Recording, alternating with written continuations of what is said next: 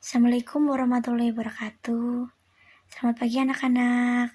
Bagaimana kabarnya hari ini? Semoga selalu dalam keadaan sehat walafiat. Oke, kali ini kita akan belajar tentang sistem pencernaan.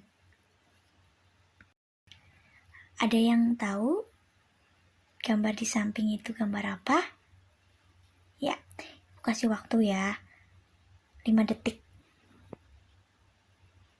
Ya, benar. Jadi, foto atau gambar yang ada di samping itu berupa sayuran dan buah-buahan, juga roti. Nah, karena kali ini kita akan belajar tentang sistem pencernaan. Jadi gimana? Udah pada sarapan belum kalian?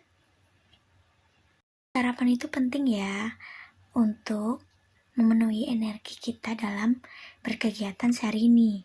Nah, Ibu akan menjelaskan tentang pengertian ilmu gizi.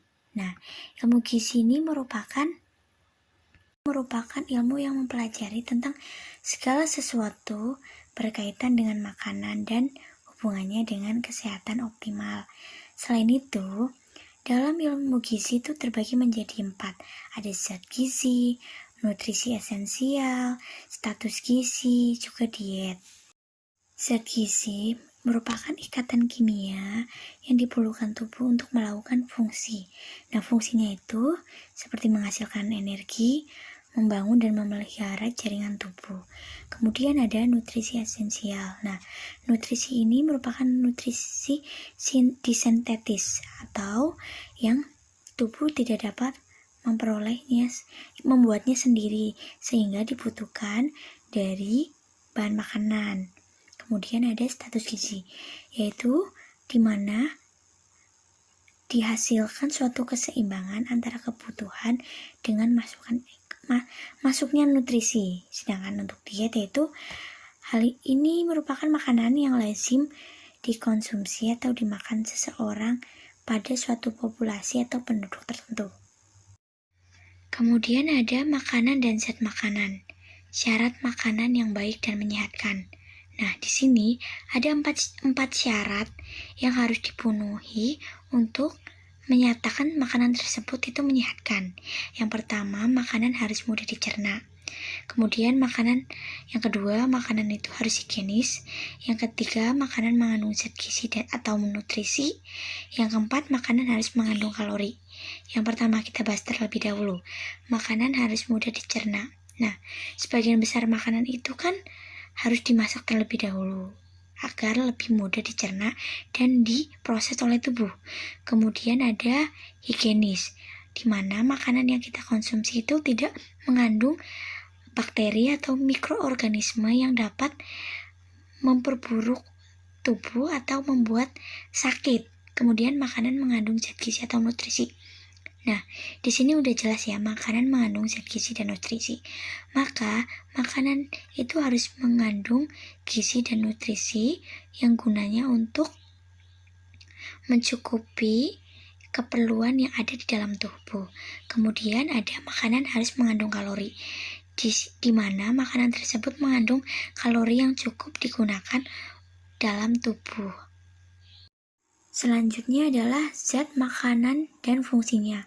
Zat-zat makanan yang diperlukan oleh tubuh yaitu karbohidrat. Karbohidrat merupakan bahan makanan atau bahan yang paling banyak ditemukan pada tumbuhan yang mengalami fotosintesis.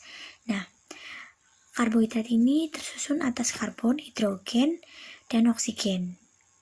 Selain itu, struktur karbohidrat itu terbagi menjadi monosakarida, oleosakarida, dan polisakarida. Monosakarida itu terdiri atas 1 gugus gula, olisakarida dari 2 gugus gula, dan sedangkan polisakarida itu terdiri dari banyak gugus gula. Kemudian ada sumber-sumber karbohidrat. Nah, sumber-sumber karbohidrat ini terdiri dari sukrosa, laktosa, fruktosa, maltosa, dan lain-lain. Selanjutnya itu ada fungsi karbohidrat. Tentunya ya, fungsi karbohidrat yang pertama itu sebagai sumber energi. Kemudian ada untuk mengatur metabolisme lemak. kemudian ada menghemat protein, membantu pengeluaran fases, terus dan lain-lain pastinya. Kemudian ada protein. Protein ini merupakan selnya organik kompleks yang terdiri atas unsur C, H, O, dan O yang bersifat amphoter. Nah, struktur dari protein ini tersusun dari atom karbon, C, hidrogen, H, oksigen, dan nitrogen.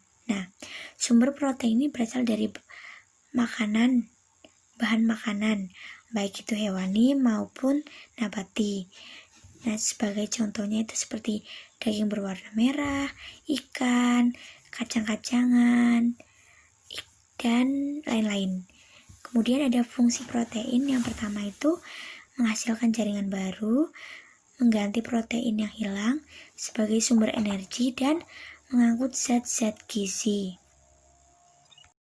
Kemudian ada lemak. Nah, lemak merupakan senyawa organik yang tidak larut dalam air, tetapi larut dalam ether, kloroform, benzena, alkohol panas. Nah, struktur lemak ini tersusun atas karbon, hidrogen, dan oksigen. Nah, sumber lemak itu terdiri dari dua. Yang pertama itu ada lemak hewani, yang kedua ada lemak nabati. Lemak hewani itu yang berasal dari hewan, sedangkan untuk lemak nabati itu yang berasal dari tumbuh-tumbuhan. Nah, lemak hewan berasal dari hewan sejenis. Nah, contohnya itu seperti sapi, kambing, kelinci. Nah, produknya itu berupa telur, susu, olahan susu seperti keju, butter, minyak ikan, dan lain-lain. Kemudian ada lemak nabati. Nah, contoh dari lemak nabati ini seperti zaitun, minyak goreng, minyak kelapa sawit, minyak kelapa, biji kapas, minyak jagung, dan lain-lain. Nah, fungsi dari lemak ini yang pertama sebagai sumber energi yang lebih efektif, sebagai perlindungan, penyekatan, dan ikut serta membangun jaringan tubuh. Kemudian ada vitamin. Vitamin adalah zat organik yang pada umumnya tidak dapat dibentuk oleh tubuh, sehingga harus diperoleh dari makanan yang dikonsumsi. Nah, vitamin D itu dapat dibuat sendiri dalam kulit, asalkan kita dapat atau terpapar oleh sinar matahari yang kaya akan dengan vitamin D. Kemudian itu fungsi vitamin itu ada dua, sebagai koenzim dan sebagai biokatalisator. Nah, apa sih yang dimaksud dengan koenzim dan biokatalisator? Sebagai koenzim merupakan sebagai bagian dari enzim. Nah, sedangkan biokatalisator yaitu yang mengatur proses metabolisme, fungsi normal tubuh, serta dalam proses pertumbuhan ya. Vitamin dikelompokkan menjadi dua golongan. Ada yang terlarut dalam air dan juga ada yang larut dalam lemak. Kita akan bahas terlebih dahulu vitamin yang larut dalam air. Yang pertama itu ada B kompleks yang terdiri atas B1, B2, B3, B5, B6, B11, B12, vitamin H, dan vitamin C. Kemudian ada vitamin yang larut dalam lemak, yaitu vitamin A, D, E, dan K. Nah, mungkin sekian pembelajaran kali ini. Ibu harap kalian dapat mengerti dan membaca banyak literasi mengenai proses pencernaan pada manusia. Jangan lupa tetap jaga kesehatan, jaga jarak, dan makan makanan bergizi. Ibu akhiri, wassalamualaikum warahmatullahi wabarakatuh.